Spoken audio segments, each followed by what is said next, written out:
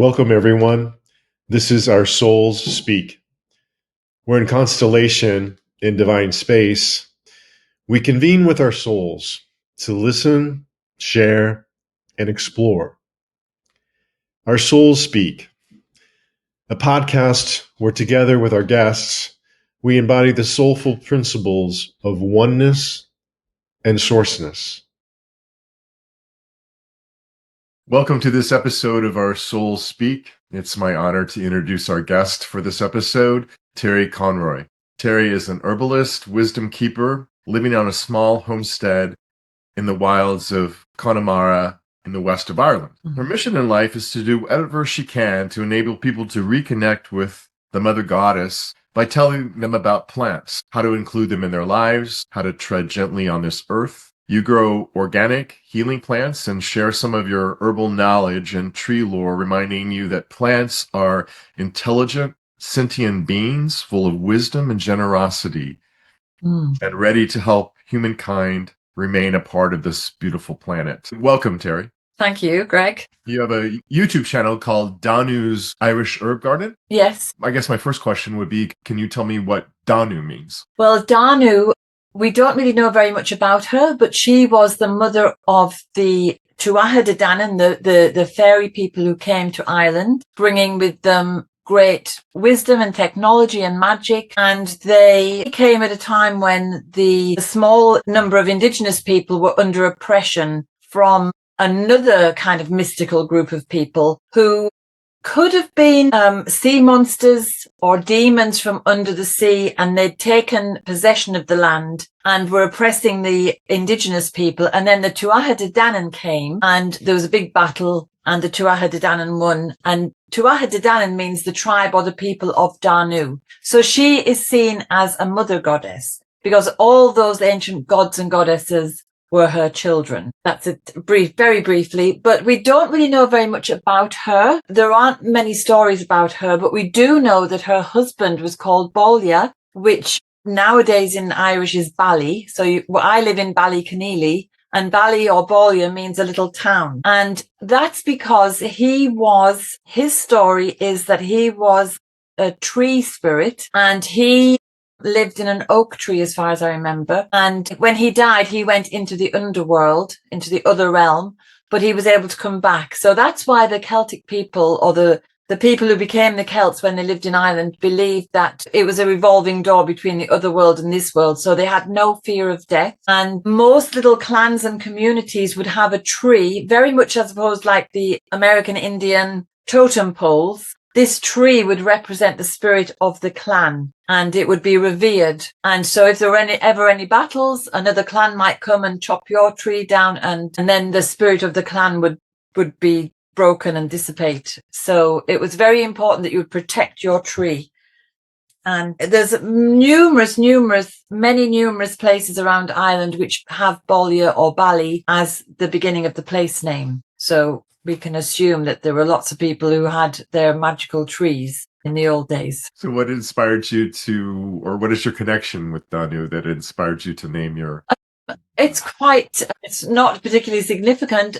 A friend of mine encouraged me to start my YouTube channel, and I was going to call it after Brigid, the Goddess Brigid, who I feel very close to, but that's kind of been so done. And there is a Brigid's garden not far from here. So I began to think of, I just thought Danu is the mother of them all. So I will go with her name. And we have various names for the island of Ireland, which are all ancient goddess names. So Eru was a goddess, and we now have the country Era, as it is known. So it was just another earlier goddess's name that I decided to choose, because she would encompass all of them, being the mother of them all, and therefore, to me, the mother of the land. That's beautiful.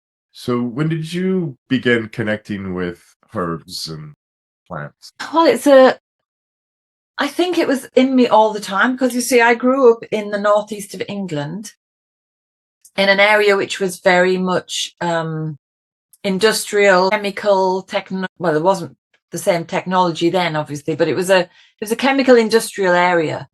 And we did have beautiful parks and we had beautiful cemeteries that we could go to. And if you went to the edge of our town, you could get into the countryside. But we grew up without gardens, just street houses. And so I just yearned for that connection with nature.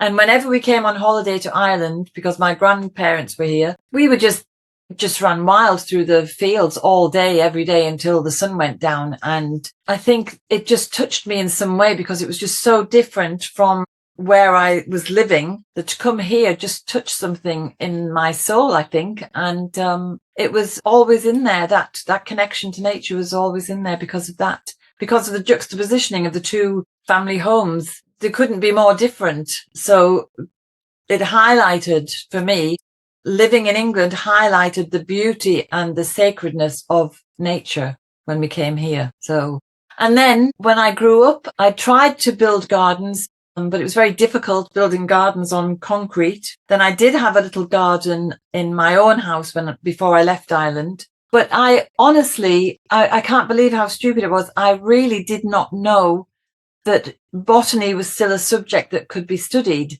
because I went to college as a mature student and I chose to do history and humanities. If I'd known you could do botany and that kind of plant study, I would have been drawn to that. But I thought it was something, from the Victorian period when people were studying natural philosophy. And it was only on my first herbal training that I realized people were still studying botany. I just had a blind spot. So when I came home to Ireland and I was living here in a beautiful natural place, it just took off from there, really, growing vegetables and then learning about herbal medicine, which is not really, I had to find teachers who had learned from other women, because I think there's only one herbal medicine course in the whole of Ireland. And I didn't learn about that until I'd already spent a lot of time with various wise women around the country. Yeah. I'm just going to jump in here because I really wanted to ask you, Terri, about the herbal way, because I've been watching your videos, for a while. And there's a lovely video you did about the herbal way, and I hadn't heard of it spoken like that before. So I just wondered if you could say more about that. Do you mean the wise woman way of herbs? Yeah, well, the wise woman way of working with herbs. Yeah. Well, I suppose it's because what you can do today is until recently, you could go to Cork University and you could do a botanical science degree, which I'm not sure if it's still available. I think it's gone, but a few years ago, you could do a botanical science, and that was a kind of inroad into herbal medicine. And you can certainly study herbal medicine in England. I think there's several universities in England offer courses in herbal medicine. But what's happened is, if you look at the history of herbal medicine and how men took it from the wise women of the past, and they, we're going into this age of reason and the industrial age. And so nothing was regarded as natural any longer. Everything had to be scientific. And we get to our age now, and people who are studying herbal medicine are coming from a very scientific perspective. They want to know what all the chemical constituents are. They want to know what all the chemical actions are. They want to know about herb and drug interactions, all of which is very important. But the natural wise woman herbal way is more about communing with the plants and being taught by the plants. So the more you work with the plants, the more your intuition develops, the more you're guided by the plants. And that's what I mean by the kind of old herbal way, or the wise woman way. So all of my teachers have been, wise women. So I haven't been to any colleges or, doing any formal courses. It's always at the feet of the wise women. I love how you are already moving on to where I was going to ask my question of how do you connect with the wisdom of the herbs? I know it's through your intuition, but how did you start developing that relationship with? Well, I think you just have to accept that everything on the planet is alive and sentient, whether it's a rock or a tree or dill, the herb. It could be anything that's out there, and I think everything is alive. So I've always known that ever since I was a child. It just seemed completely natural to have that way of looking at things. And so when you go out onto the land, you have to acknowledge those beings, because, you wouldn't walk past if you were walking along a road and if you go hiking, for example, the etiquette is whoever you meet, you say hello, and then you carry on walking, but you acknowledge the other people that you might meet. It's the same if you go outside and I'm walking up the road and there's various hawthorn trees dotted. You have to acknowledge them as you pass them. You have to say hello. And so it's just the way I've always been since I was a child, that you would see them. You know, you're not just looking, you're actually seeing. You're recognizing another being with a spirit, and you just show them the same respect. And so if you take it a step further and you set intentions, so when I go out, I might be preparing a vegetable bed or something, and I'll set an intention that I want the land spirits to help me grow healthy vegetables. And that's it, really. It just becomes, because I think, you know, when I first kind of went back into or discovered the pagan lifestyle, you know, you do lots of things that make it's something special that you do. And then I began to just bring it into my daily life. So the sacred is in the mundane, and I don't really do as much kind of ritual stuff as I would have done in the past, because everything you do is a ritual. So, so setting intentions, just talking, and then you just begin to hear things coming back, and that's it. I'd love to hear more, Terri, about what sacred means to you. Well, I suppose it's the life within all those beings. The earth is sacred. You know, it really hurts me when I see forests being logged or people spraying chemicals everywhere. I feel it as if it was happening to a member of my family. I would feel deeply upset in my heart. And so I think, I think everything is sacred, and things become sacred as well when you put your attention to them. So if you, for example, there was something I was reading about, I think it was in LA somewhere, there was a neighborhood which was, and it's actually, I must tell you this because somebody did contact me from LA. I'd heard that there was an area in LA that was severely being, you know, the people were all into crime. There was a lot of violence. There was a lot of rubbish strewn everywhere, and it was a horrible place. And somebody said to themselves, I'm going to clean up this little patch of green here. So they cleared old mattresses and rubbish, and they put a little Buddha statue there. And then somebody else came and put a necklace on the Buddha, and then somebody else came and left a candle. And over time, different people were adding more to this little shrine. And at the same time, the violent crime began to go down, and there was fewer cases of rubbish just being left everywhere, and everybody began to get on better. And this had been noted, and I'd come across the story, and I mentioned it on one of my YouTube videos, and somebody from California wrote to me and said, yes, I lived in that neighborhood, and it was amazing. And they sent me photographs of it.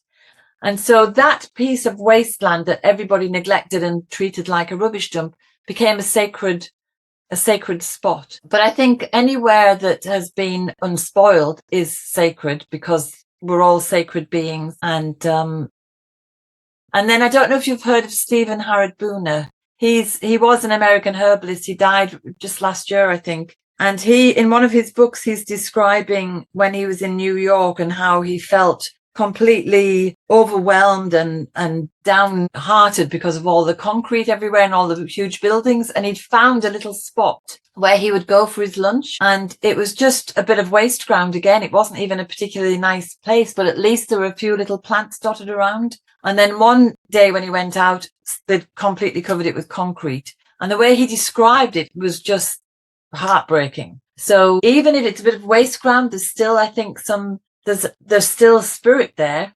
So it's still sacred, but we can revive it by looking after it. Yeah, it's so inspiring to hear you speak about your connection and the potential connection of all of us. What themes are you seeing, and what awareness is now emerging for you and the people that talk to you about this in terms of opportunities for all of us to connect more, to have more reverence, to be more aware of the sacred nature of everything that's around us?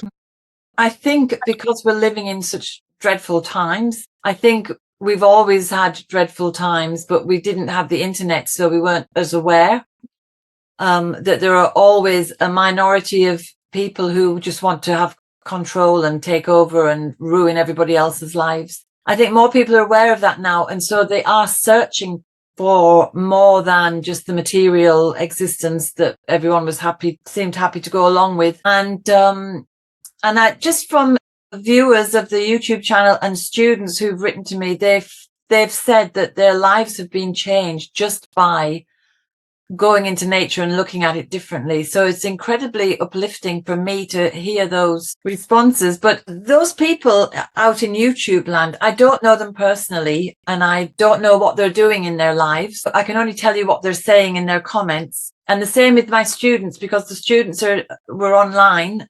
And so they do their assignments, and there is an assignment where they have to go and actually communicate with a plant and find a plant ally.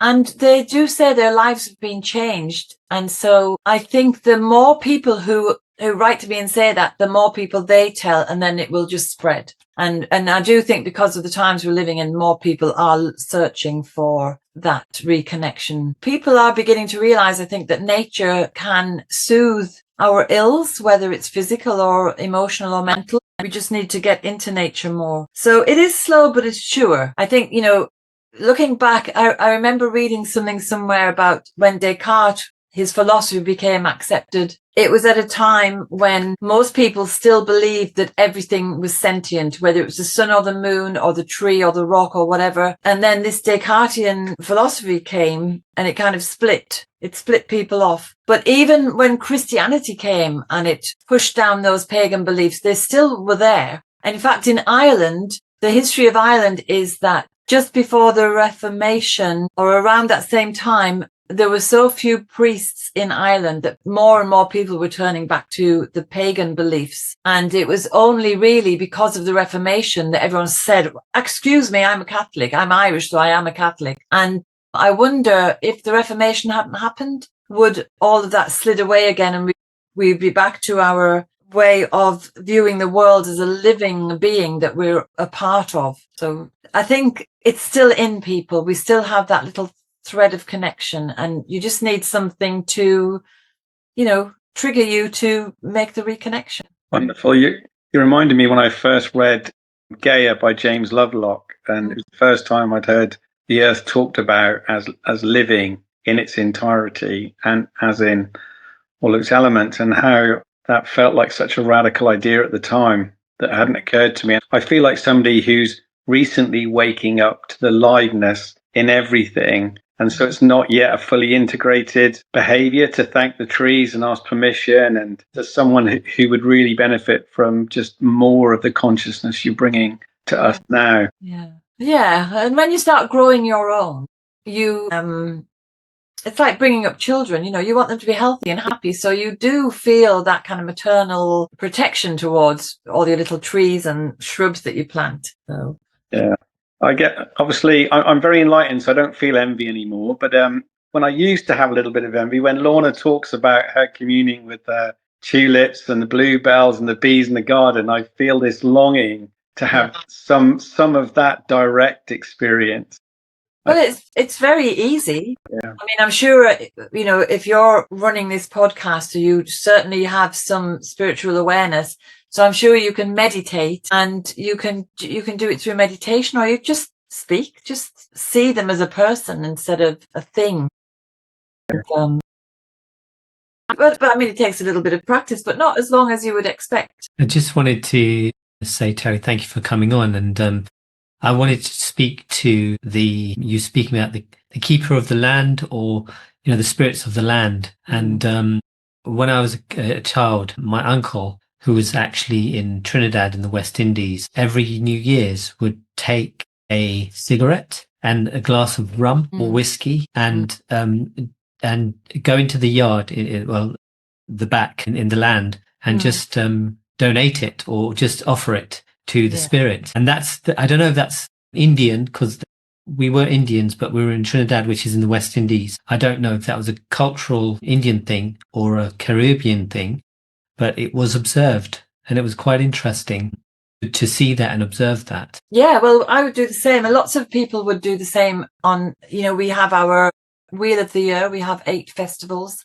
The cross-quarter days are the kind of the most, they're more interesting because they are so very different. So Samhain is coming up, which is recognized as Halloween these days. But Samhain would be a time when you would definitely, it's the final harvest. You would definitely leave something for the land spirits or make a libation. You might do it again, you know, at the winter solstice. You would do it regularly. Yeah. So it's wonderful, isn't it, to think that, you know, if we go back far enough, all human beings share that same understanding of reciprocity with the earth and with the plants. And reverence. Yeah. And you would do that. Yeah. Thank you. I don't know, really. I'm in a funny place at the moment. I feel it's time to make a change, but I'm not quite sure what yet.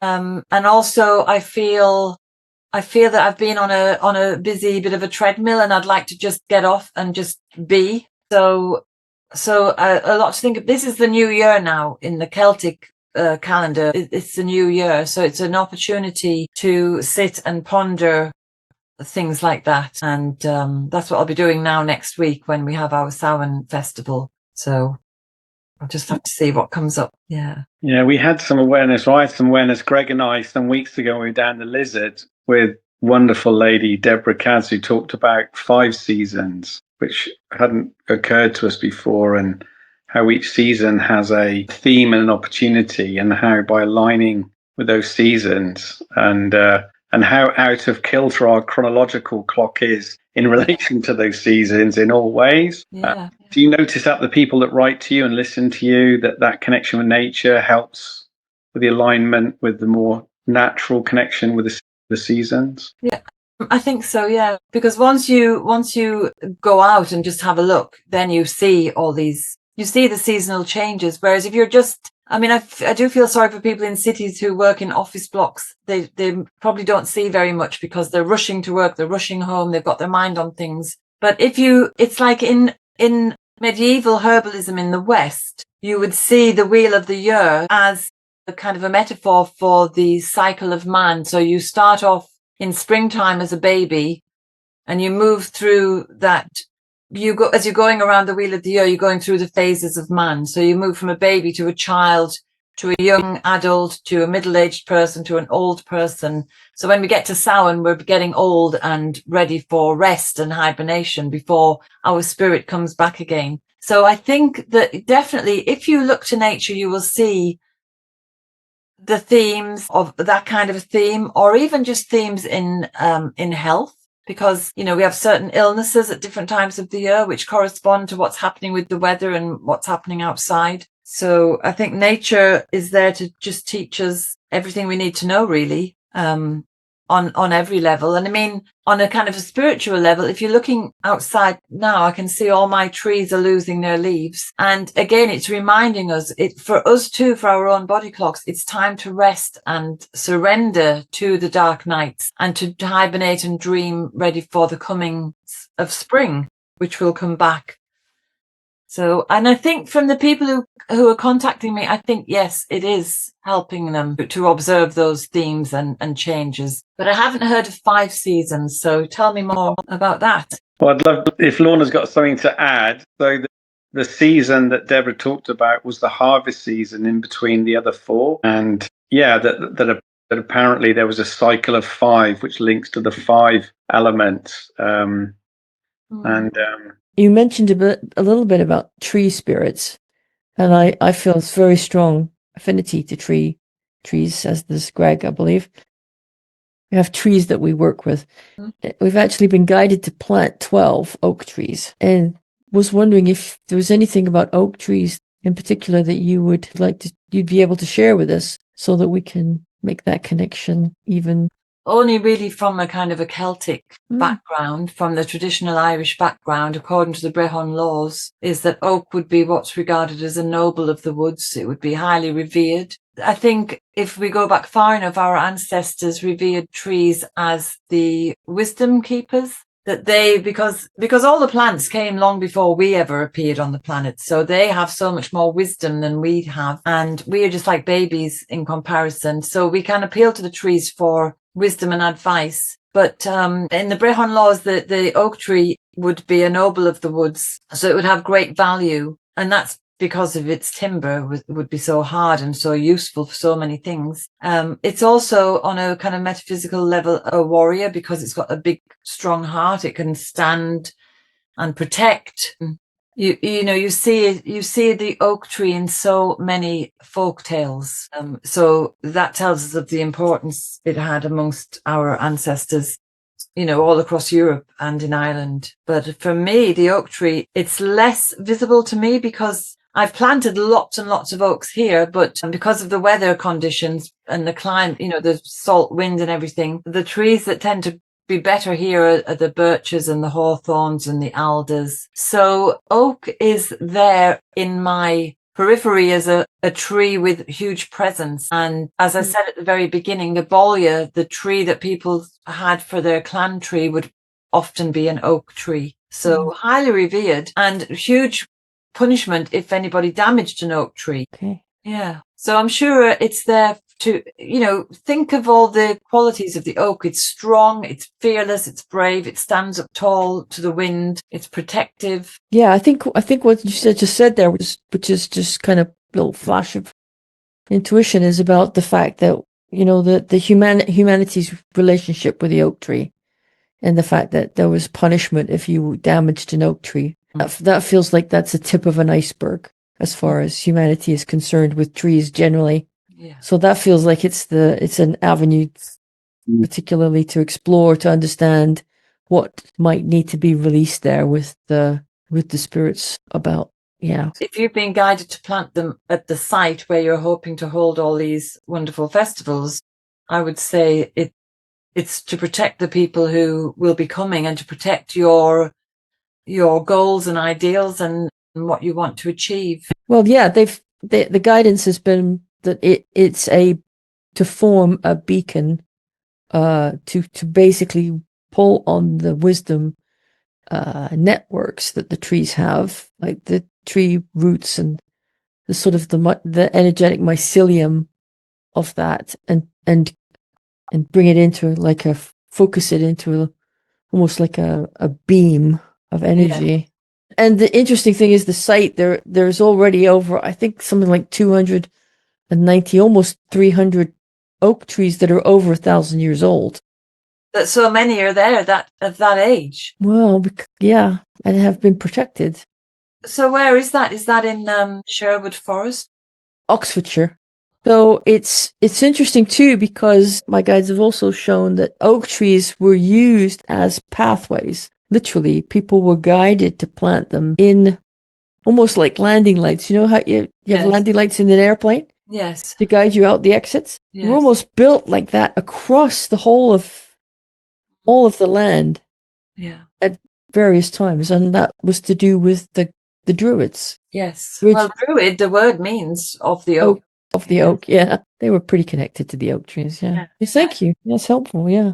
Appreciate that. And the protection angle makes sense, because one of the things is about the land spirits, having talked to them there. It's about sovereignty, the connection between the sovereignty of Earth and the sovereignty of humanity. Yeah, I think humanity is here to husband. And, there are people today who say, oh, we must cull the human population because look at the damage to the planet. And, there's various conspiracy theories in relation to that. But I think I think if you took all the people off the planet, I think the planet would suffer, because the plants and the other beings, they need to interact with us for some reason. And I think they do need us as we need them. And so I think to me, especially the trees and the rocks, I think the rocks hold the memories. They are here to help us to, come into our full humanity. And so I think the natural world needs us, because that's their job. It's their job to help us to advance and come into our full humanity. And we won't be able to do it without their help. Well, and Earth won't be able to do her evolution without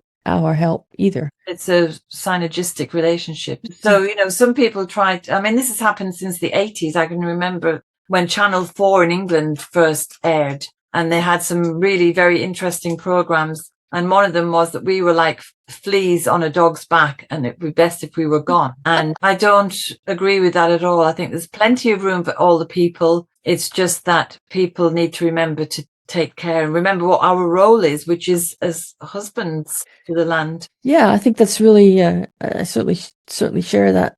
And I've often wondered why there's, at the moment, this funny thing in the UK to sort of neglect nature. Just to my guidance. So it's like, why would you let rivers just clog up? That's kind of crazy. Anyway, that's a whole different ballgame. Yeah. But two very practical things for me. I've felt inspired and moved in this call, Terri, is to take that small step but significant first step to cultivate, plant something, a flower, and start something. I feel very moved by that, and to cultivate this habit, this conscious habit of being grateful for where I am and to ask, is there anything else you would encourage people listening who maybe don't feel as close to nature as they'd like to move more in this direction? Yeah, I think a lot of people, if you said to them, go out and hug a tree, they'd feel incredibly self-conscious and embarrassed, and just do it, Okay, maybe do it when there's nobody else around. And if you can't do it, just even speak in your mind and see how that feels. Because really, I think really inside people is a yearning, and they don't really know what that yearning is. But you go out and just pass a tree and speak telepathically to it, you will feel something different. I mean, if you sit out on a lovely, calm summer's day, you may see a plant waving even when there's no breeze, because it is the plant trying to attract your attention. And of course, that might be the case. I think they're living in a slightly different speed of dimension. Everything must be, I think, is slower for the big trees. But at the same time, I think they're very aware still, as we would be just as aware of a fly buzzing, even though it's a small little thing that is very quick and buzzing about. We are aware of it. I think they would be aware of us. I don't think there's any doubt of that. But I think for people who haven't yet done anything, just give it a try. What have you got to lose, really? And especially if you do it in your mind, or you do it when there's nobody else around, or if you just do it in your own garden even, just go and actually look at things rather than just casting an eye over. It's fascinating how many different types of leaf there are, how many different shades of green there are, even if you just go and look at things like that without getting into the kind of esoteric side of things. Even that is just incredibly amazing. So it's been absolutely wonderful listening to you and being in your presence. Thank you. Glad you think it was direct and full of clarity, because I would hope it would be. Thank you. Well, Yeah. I want to ask something that maybe takes us out of a little bit of clarity, or maybe deeper. What I know that you've had numerous experiences. Is there one experience with a plant that gave you wisdom that really touched you deeply? I've had lots of experiences with plants, but I think one that I really remember fondly is an experience I had with hawthorn, because I did a shamanic journey to hawthorn and I met hawthorn, and hawthorn presented as a woman in beautiful green robes and a kind of hawthorn crown on her head, hawthorn crown. And I asked her, what wisdom can you give me? And she said, wake up. And I said, but I thought, this was years ago, and I thought I was very awake and I thought I knew everything that was going on. I said, but I am awake. And she got me and she said, wake up, wake up. And there was more to it, but I can't remember it now, because I'd have to look back over my journals. That's what I remember. And I remember at the time thinking, but I thought I was very politically astute and I knew what was happening in the world and I was awake to all the shenanigans. This is long ago now, long before COVID even. And so it really made me think about, well, what does she mean? What do I have to do? And it made me want to go, deeper into everything that I was learning at the time, and to be able to see more clearly. And I would have had other little experiences with plants that would have, made more of an impression than others. But you've caught me on the spot. So that's the first one that comes to mind. And then I would have had with blackthorn as well. I think blackthorn was very much a healing message for me, which was basically you just have to open your heart to be able to forgive people, but you have to. Blackthorn is a very kind of tough, kooky kind of plant spirit. Doesn't take any nonsense, isn't soft and cuddly. It's tough love. So basically what blackthorn would have said was, you must forgive the people who've hurt you. You have to open your heart to allow other people in, but the black thorns will protect you from being taken advantage of. Because if you think about the black thorns, they can create a terrible septicemia in people if you get a puncture wound from a black thorn. So the black thorns are there to protect your heart from people pulling too much, taking advantage, but at the same time helps you to be able to, open your heart and send out love. So that was a very important message, piece of wisdom. Yeah. Thank you so much, Terri. It's been absolutely lovely to share this hour with you, and to give our audience some things to go away and play with, even if they don't have a garden, find a tree somewhere. Don't need a garden. Yeah. I think if you don't have a garden, all those spaces, the green spaces in towns, need attention, because they're municipal spaces. Nobody actually cares about them, really. So if you can find a place like that, I think that would be really lovely for that part of the town or the city. And you would benefit, the plants there would benefit. And just for any viewers who are not, I'm sure all your viewers are very spiritual, but if anyone doesn't have a particular spirituality, it doesn't matter what I'm a Catholic in the past. I'd probably still say I'm a Christian, but I am also a pagan. I don't think it matters what the label is. And you don't need any fancy tools, you don't need any fancy ritual, you just acknowledge those plants as living beings, the same as yourself. I think one more thing I'd like to really impress is that, we hear about all this, loss of biodiversity and different species becoming extinct, but we're never told about all the species that are being discovered. So I don't think things are as bad as we're told. And I think if we, instead of thinking, that old tree down the road was chopped down for whatever reason, sure, it's all right, it's just an old tree. It's not all right, because it wasn't just an old tree, it was a living being, and you wouldn't like that to happen to your grandparents. And everything, I think, that is here for a reason and has a particular space. And if it gets removed, it leaves an empty space. And I don't just mean a physically empty space. I just mean it's an empty space that we then have to live with, which isn't good.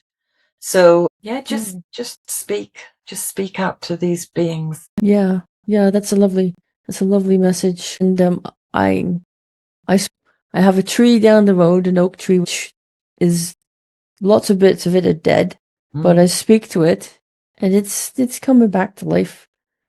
Slowly. But I always think of it like a little mini universe. Like a tree is like, actually, the oak. I mean, but any, But the oak tree of all the trees has, because different insects are attracted to different plants for different reasons. And some insects can only go onto certain plants. So, and then those plants, like the alder, for example, we'll say the alder has 10 insects that cannot go anywhere but the alder. But the oak will have hundreds of birds, moths, creepy crawlies, spiders, all kinds of creatures that create their universe on that tree. Yes. So, yes. It's incredible to think of the miniaturization of the universe, but that's what it's like. Yeah. And the squirrel that lives in my garden, and there's only one, he's doing his best to make sure we have oak trees for the next millennia. Because I think there's about 6 now that are growing. So I just let him crack on with that one.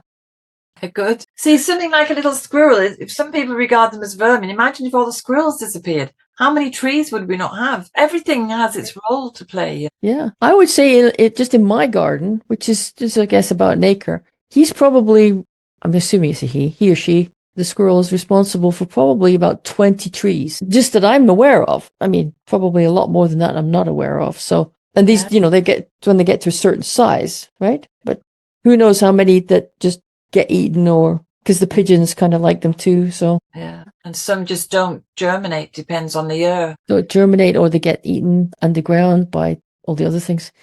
Yeah. We could go on. Well, it's been lovely for me chatting to everybody as well, and meet you all. Lovely, really lovely. Thank you so much. Thank you. To receive more information about our guests and future events, please visit our website at oursoulspeak.com. We are one.